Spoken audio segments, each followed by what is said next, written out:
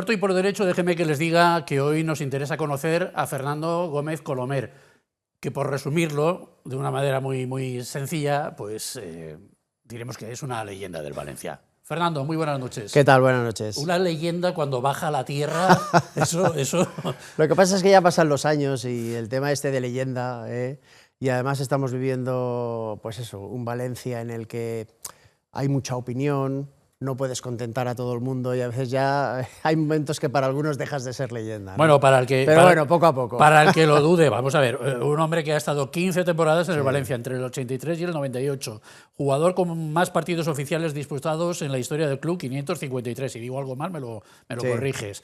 Cuarto máximo goleador histórico tras Mundo, Waldo y Kempes sin ser delantero.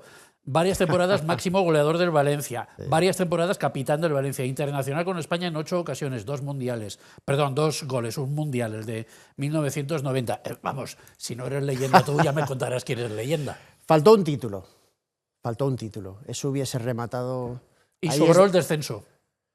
Bueno, sí, a ver, sobró el descenso, pero el Valencia en aquella época no estaba bien.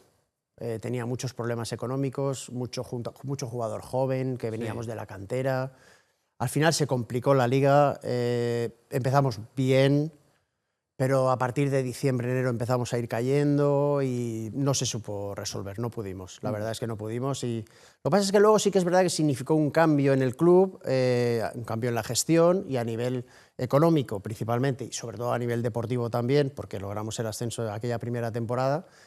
Pues no vino mal, la verdad es que no vino mal. Nunca es positivo descender, lógicamente, pero aquello se afrontó de una manera muy lógica y el club salió adelante o resurgió.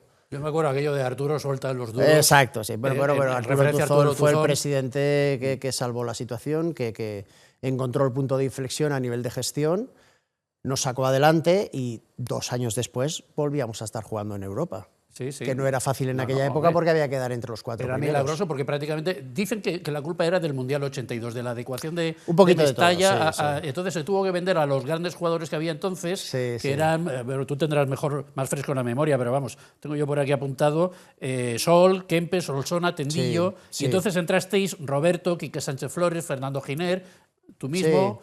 Y Roberto ya estaba antes, pero bueno, fue una época en la que... Pues Quique y Arroyo vinieron del Pegaso, subimos Sixto, Granero, Rever y yo, después Camarasa, Giner, Boro, Nando, que Giner ya incluso había debutado antes de que yo llegase al primer equipo.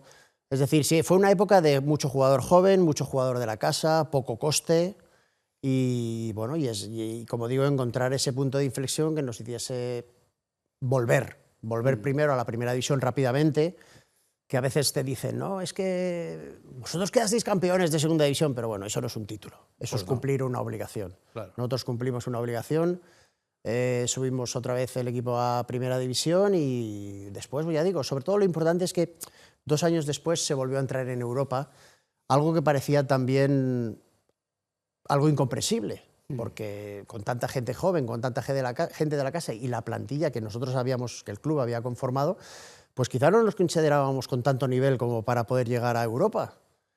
Pero, porque ya te he comentado antes, es que jugaba hasta el cuarto, ahora es que juega hasta el octavo. Pero bueno, y entramos en Europa con Víctor Espárrago, un año subcampeones, otro año terceros, y muy bien, porque a pesar de haber descendido a segunda división, nosotros siempre tuvimos en mente que el Valencia debía pelear por determinados objetivos, y objetivos importantes, los habituales, por los que siempre había peleado. Y por establecer la comparativa, ¿no? Ahora vivimos un Valencia con tremendas dificultades, pero quizá no tienen esa fe, ese convencimiento o esa exigencia, o esa autoexigencia también de los propios profesionales deportivos que forman parte, teniendo esa responsabilidad en el club, de decir, no, es que el Valencia podrá estar con muchas dificultades, podrá estar con plantillas quizá de algo menos de nivel, pero ha de tener la fe y el convencimiento de pelear por lo más alto, no ¿Y pelear por qué no descender. tienen No lo sé. esa fe? Tú decías antes, No lo sé. A nosotros nos faltó un título. Sí. Y es verdad, os faltó, tuvisteis varios subcampeonatos. Sí, un par de subcampeonatos, una final de Copa del Yo Rey. recuerdo unas declaraciones tuyas, yo era un espectador, un simple espectador, Sí. y al final de no sé qué partido te cogen, te hacen el canutazo y tú dices, estamos hartos de ser segundos. Y esa Bueno, frase algo la así. tengo yo muy en la Sí. memoria, porque incluso ya no solo para la actividad del Valencia o la actividad deportiva, Sí, sino sí. para la actividad en la vida, me parece una frase genial. Claro, claro. Estamos hartos Hombre, de ser es que- segundos. Es que fíjate que con Víctor Espárrago, ya digo, con una plantilla que tendría que repasar exactamente los nombres de, Sí, de sí. aquellos jugadores que conformábamos aquella plantilla, pero quedar segundos después de haber subido a segunda división 2 temporadas antes. El Real Madrid, el Barcelona, el Atlético de Madrid, el Sevilla. ¿Quiénes eran los todo- cracks no, del no quiero decir momento? que todos esos equipos ya estaban en la primera Claro, división. con sus cracks Claro, correspondientes. la que ya Real no sé. Sociedad, Athletic Bilbao ya estaban. La Real Sociedad y Athletic Bilbao habían ganado 2 ligas unos años antes. Sí. Y nosotros quedamos segundos con ese equipo. Luego también lo hicimos con Luis Aragonés en la temporada del doblete del Atlético de Madrid, pero Y si no había tanta calidad, Pero- es porque había convencimiento. yo creo que es un poco de todo, sí. ¿Y ahora? La plantilla de Luis Aragonés era muy buena, Sí. se podía pelear y lo hicimos. La plantilla de Víctor Espárrago no era tan buena. Además, nosotros mucho más jóvenes, menos experiencia, menos pozo. Y sin embargo se consiguió. Bueno, yo creo que sí. Yo creo que hemos entrado en una época, ya desde hace algunas temporadas, por desgracia, en la que nos sirve de excusa que la mala gestión Sí. nos obliga a estar peleando por estos objetivos. Y yo creo que deberíamos mirar en ejemplos de otros equipos que teniendo peores plantillas que nosotros lo hacen mejor. Y nosotros mismos creo que somos capaces de hacerlo mejor. Pero claro, se mezcla un poco con la opinión. Es que da a veces la sensación de que el aficionado, o haya parte de aficionados, no demasiada parte, que el que le vaya mal al equipo no le disguste, porque eso es síntoma que de la tenía mala razón. gestión Y de que, él de tenía que razón. tienen Claro, razón. Claro. Pero yo creo que son cosas diferentes. ¿Pero tú crees que es superior la presión que tienen ahora los jugadores del No, en Valencia a la que absoluto. tenéis vosotros cuando el descenso? Y... No, yo lo he dicho muchas veces. Yo creo que ahora ser profesional del Valencia como jugador y como entrenador es el momento más fácil de la historia para poder serlo, porque el objetivo es no descender. ¿Y entonces qué falla? Porque tú tienes en tu página web algunas frases también muy, gloriosas. Hay diferentes jugadores para diferentes equipos. No hace falta tener a los mejores jugadores para hacer un buen Sí, equipo. claro. ¿Qué está pasando entonces? Sí, hay mala gestión, Sí, ya lo sabemos. bueno, es que cada temporada, cada momento es diferente. Si quieres que comentemos lo que pasa ahora, pues bueno, es una historia de salida de Baraja, llega Carlos Corberán, hace una muy buena segunda vuelta, el equipo se salva con solvencia. La temporada anterior. Incluso parece estar cerca Sí. de poder alcanzar puestos europeos. Llega el verano, se le otorga mucho más poder, confecciona una plantilla a su gusto y, sin embargo, volvemos a sufrir en la primera vuelta. Pues la responsabilidad yo creo que es más de ellos. No se puede pelear por mucho más por culpa de la gestión y el coste plantilla, pero sí que se puede pelear por algo que te permita no sufrir. Y sin embargo, nosotros hemos pasado una primera vuelta en la que hemos ganado 3 partidos de 19, con lo cual se ha sufrido bastante. Y eso ya creo que sí que es el estar por debajo del 10, llegar al 15 o al 16 o al 17, eso ya sí que es responsabilidad también de los profesionales que son en los que confiamos para que desarrollen la labor deportiva, la responsabilidad deportiva. Pues bueno, es un poco de todo. Ahora ha habido cambios, han entrado mejores jugadores, la cosa va mejor, el equipo se salvará sin ningún problema, el entrenador está prácticamente renovado. Ya, pero estamos hartos. Por lo tanto, creo que vale, todo eso está muy bien, pero ahora vamos a convencernos y a demostrar y a hacer el trabajo necesario para hacerlo mejor. Pero estamos hartos de Porque ser la afición del Valencia, decimoquintos. la afición del Valencia merece algo mejor y además es que cuando ganamos la afición del Valencia se alegra mucho y está con el equipo. Es que está con el equipo aunque vayamos en el puesto 16. Entonces, algo de alegría, que nos suframos, que estemos cerquita, a 3, 4 puntos, pero desde el principio. Eso se puede hacer con jugadores que están cedidos, que están descartados, que están no sé qué, que es a lo que va al Valencia. Bueno, la característica de cada jugador es diferente y la situación, en la que se encuentra. Viven, a ver, a mí esto de besarse el escudo me parece un poco... Ya. Pero bueno, No. es una metáfora buena o una Sí. simbología buena.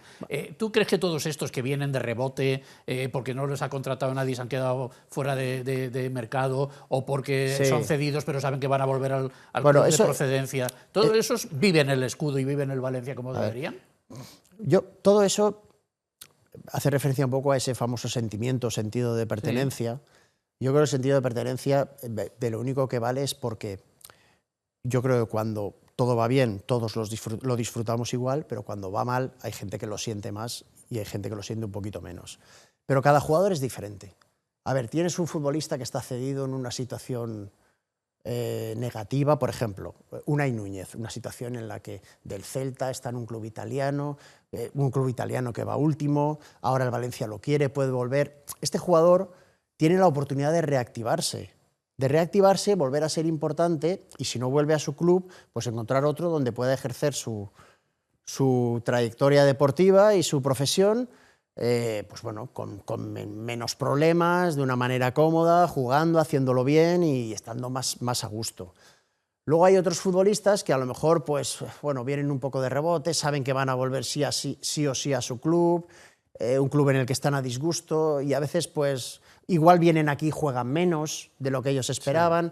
Quiero decir, cada situación es particular, pero al fin y al cabo todos los futbolistas tienen la intención de hacerlo lo mejor posible, porque aparte de favorecer al club al que pertenecen o para el que están jugando en ese momento, también se favorecen. ¿Pero eso te lo crees? Sí, también. Kluivert también vino con la intención de hacerlo mejor Hombre, vamos a posible. ver. Lo que pasa es que también hay otros casos. Por Hay decir otros uno, casos. vamos. Ya, bueno, pero me hablas de un jugador que ya venía muy de vuelta y muy en las últimas, y entonces a lo mejor. Hombre, hay algunos de los que se habla más Ahí de su sí vida que- nocturna que Bueno, de su Pero por eso ahí ya desempeño tienes. en Paterna. Pero por ejemplo, a lo mejor un jugador cedido de 33, 34, 35 años, que además ha tenido una carrera gloriosa o muy importante, Sí. ahí ya igual hay que pensárselo. Sí. Igual hay que pensárselo. Por eso yo creo que cada circunstancia y cada jugador es diferente.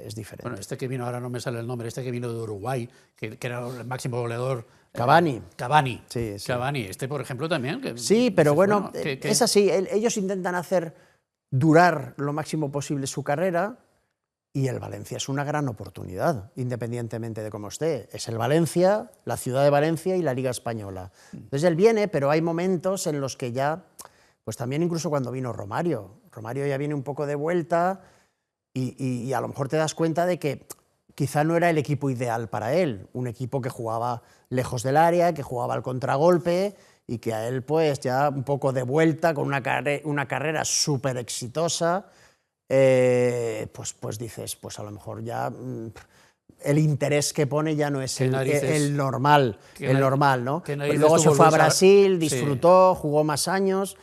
Pero por eso digo que cada jugador tiene sus circunstancias profesionales y personales que pueden hacerte decidir si traerlo o no. Pero hay de todo tipo. Y cada entrenador, o sea, estaba pensando en las narices de Luis Aragonés cuando le dijo, usted no juega contra el Bayern. En fin, míreme los ojitos y esas cosas, ¿no? Bueno, pero es que eso ya son cosas también un poco de gestores de club y gestores deportivos. Porque a veces te traen a jugadores que no quieres o que crees que te van a ocasionar problemas y sin embargo el club te los firma o te los impone. Y claro, ¿cómo no vas a hacer jugar a Romario? Entonces, el que ha sido en algún momento el mejor delantero del mundo. Pues claro, estas cosas Dijo que no a veces eliminó al Bayern de duelen. Múnich. Sí, no. Y luego hay situaciones incluso a más baja categoría que Pero bueno, Fernando, pues, antiguamente los dirigentes deciden y sin tener un consenso con los responsables no había deportivos. tanta estructura deportiva en los clubes y los entrenadores pintaban más a la hora de los fichajes, ¿no? Ahora hay los directores deportivos y todas las estructuras intermedias que parece que el entrenador es el último y se tiene que tragar lo que le traigan, cuando antes pintaba más a la hora de tomar las decisiones, ¿no? O esa sensación tengo desde fuera. Bueno, a ver, yo creo que el entrenador es parte fundamental a la hora de encontrar el consenso para traer un jugador. Pues yo siempre digo lo mismo, si le traes un jugador que no quiere, no va a ir bien. Esa situación va a ser difícil que vaya bien. Tú puedes como club, como dirección deportiva, tratar de proponer y aconsejar. El entrenador te dice, vale, ok, me parece bien, y entonces ya continuar el proceso a ver si económicamente se puede y consigues finalmente incorporarlo. Antes existía la figura del secretario técnico, Eso es. que ya era un poco, pues sí, muy relacionado con el entrenador. Yo creo que mucha menos estructura, evidentemente, y prácticamente entre ellos dos, y quizá algún dirigente también, pues igual formaban como una especie de comisión bueno, que decidía los fichajes y ya está. Luego, pues bueno, fue Jorge Valdano en el que el Real Madrid puso de moda el término director deportivo. Es verdad que un director deportivo puede abarcar muchas más cosas y hay que delimitar las responsabilidades del director deportivo cuando entras en un club. Puedes decidir qué jugadores firmas, decidir qué entrenador firmas, negociar sus contratos, negociar sus cantidades de traspasos, negociar plazos, tener relaciones con los medios de comunicación. Es verdad que las responsabilidades de la dirección deportiva son mucho mayores que las que correspondían a un secretario técnico. Pero ya digo, ahí puedes delimitarlas y decir, pues mira, hasta aquí llegas, hasta aquí no llegas, y además ahora, como también existe en la liga profesional el control económico de la liga, es muy importante que los responsables a nivel económico intervengan sobre todo en plazos de pago, plazos de cobro, cantidades que tienes por las que puedes comprar o vender a un jugador. Estas cosas ya también se hacen un poco más de la mano de dirección general o responsables de tema económico del club. Estaba repasando algunos de los jugadores que tú fichaste, porque tú no solo has sido jugador, Sí, sí. entrenador también en otros clubs, sino que has tenido labores directivas Sí, en el Valencia, y entre esos fichajes, Mathieu, Fegulí, Ricardo Costa, Soldado, Aduriz, Topal, Tino Costa, Churi Domínguez. Aduriz, por cierto, que está entre los máximos goleadores de España, históricos. O sea, Sí, bueno, Aduriz era un goleador pero brutal. espléndido. Sí, lo que coincidió era con Soldado, me parece. Sí, Aduriz, Soldado. Incluso hubo un momento que Aduriz estuvo por encima de Soldado en la titularidad, sí, con Unai Emery, pero bueno, se dio la circunstancia, no sé qué pasó ahí, se dio la circunstancia de que creo que el Valencia jugó en Alemania contra el Schalke 04, falló un par de oportunidades, algo pasó ahí, porque ya dejó de jugar, incluso creo que a final de temporada ya dejó el Demasiado el pollo para tan poco arroz. Sí, no sé. Hombre, a mí me parecía una pareja de delanteros brutal, excepcional, sí, para nosotros, y en la época en la que a mí me tocó dirigir el departamento deportivo, yo creo que me gasté 14 o 15 millones de euros, bueno, no, espera, alrededor de 16, 17, 18, en 14 jugadores. Ajá. No, o sea, fíjate, imagínate. Comparado con lo que hay ahora.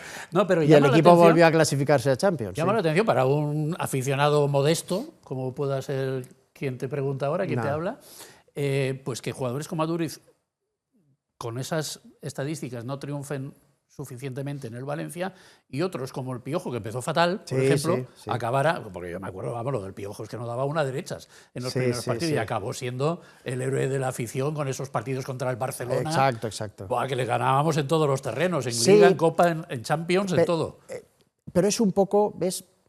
Muchas veces también nos hace opinar de los jugadores en función de determinados episodios. Porque yo fui compañero del Piojo, me parece que 2 o 3 años. Sí. Y era lo que tú decías, la verdad es que le costaba, técnicamente no era rapidísimo, pero técnicamente a veces se le acababa el campo y no acababas, decías un poquito de pausa, un poquito de calma. Pero ves, coincidió esos partidos contra Fútbol Club Barcelona y la final de la Copa del Rey contra el Atlético de Madrid, y el Piojo es una estrella en Valencia. Hombre. El Piojo es otra leyenda del Valencia. Ya lo creo. Y ves, igual estuvo mucho menos tiempo, igual tuvo temporadas buenas, 2 o 1 y media. Pero suficiente, ¿no? Tú tienes lona ahí en Mestalla, ¿no? Bueno, la tengo, pero escondida. ¿Y eso escondida por qué? No, yo creo que es porque, si a mí esto me da igual, hay unas pancartas en el balcón más bajo que están puestas en la pared. En la pared. Pero sin embargo, las de arriba, entre las que estoy yo, están puestas en la barandilla, no en la pared. Yo creo que esas no las despliegan nunca, por miedo a que quizá el aire pues las pueda romper. Sí que es verdad que hay partidos determinados que, preocuparte por bajar 4 lonas, no pasa nada. Si no, bajas 4 lonas ¿no? Que y luego bajas 4 lonas, luego las subes y ya está. No, ¿Quién ha sido la mayor leyenda del Valencia después de ti? No, después de mí no. ¿Kempes? Pues es difícil, porque es que si nombras uno, te dejas a muchos.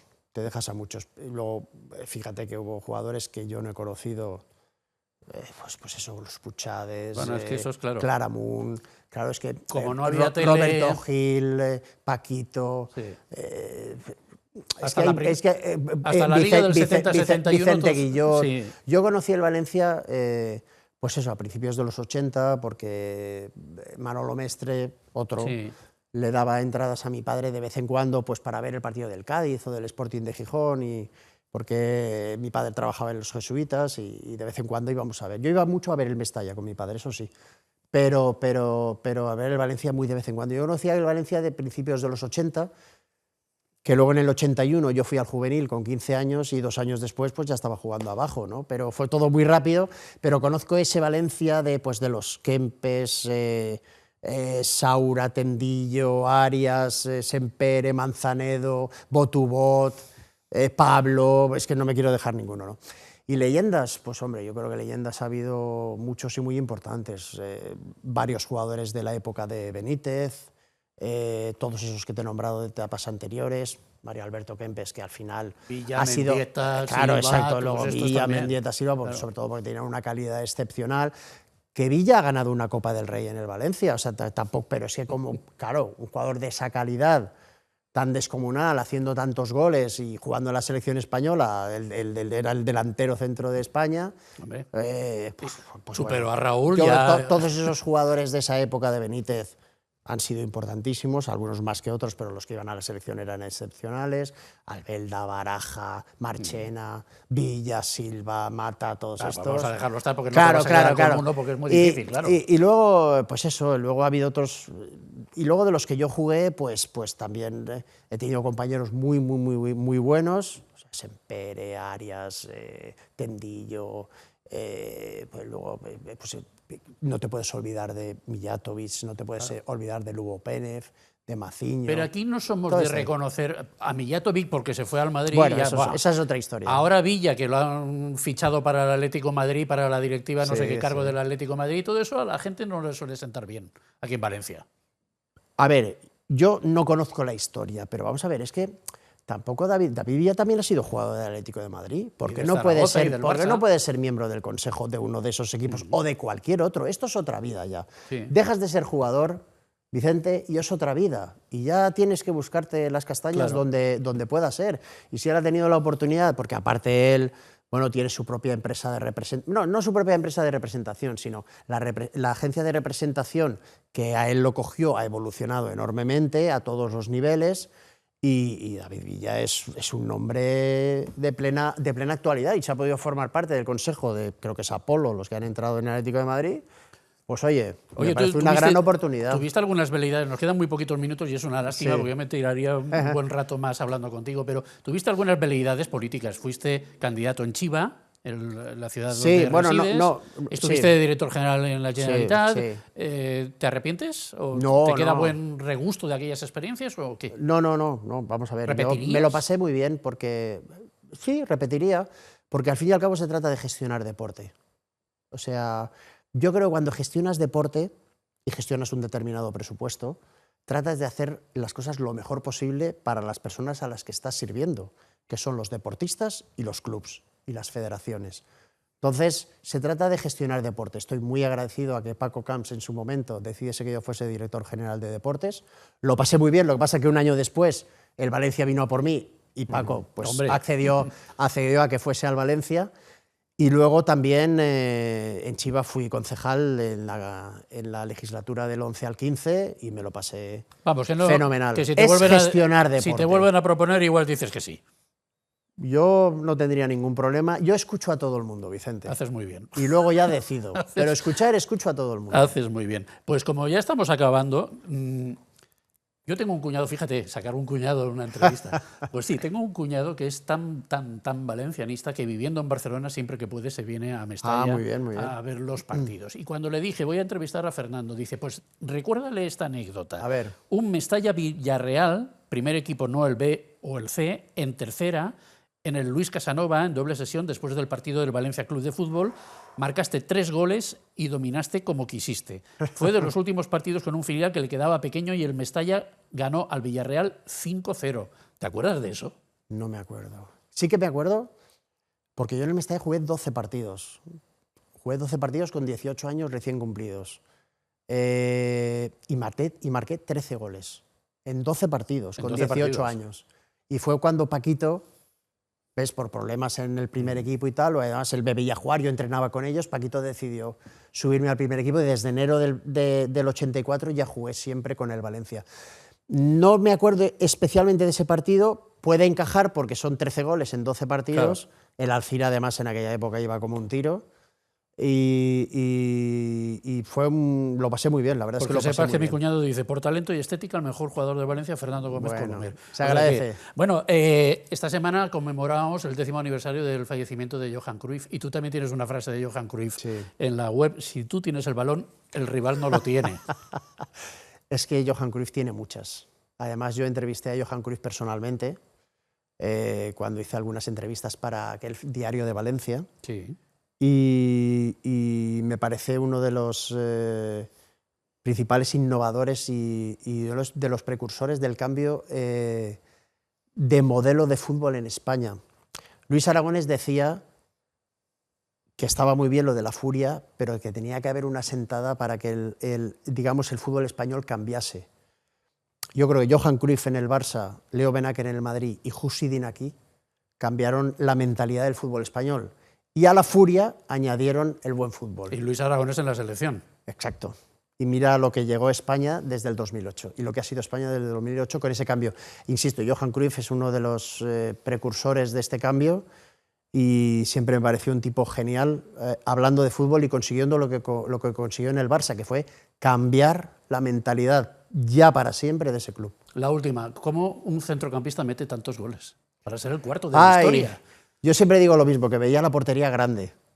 Es verdad, tenía facilidad. Tenía facilidad, mira que yo ni sabía regatear, ni tenía cambio de ritmo, ni era especialmente agresivo. Contacto físico poco. No creas. Yo el cuerpo a cuerpo lo manejaba bien. Lo que pasa es que, bueno, cada uno destaca por unas características diferentes. Pero yo veía la portería grande, sí, tenía facilidad para entrar en el área y luego a 1 o 2 toques, pues bastante precisión. Sí, bueno, tenía esa facilidad, sí. Desde pequeño ya marqué bastantes goles, luego en el juvenil del Valencia también, y fue Óscar Rubén Valdez el que me dijo: mira, Fernando, centrocampistas, millones.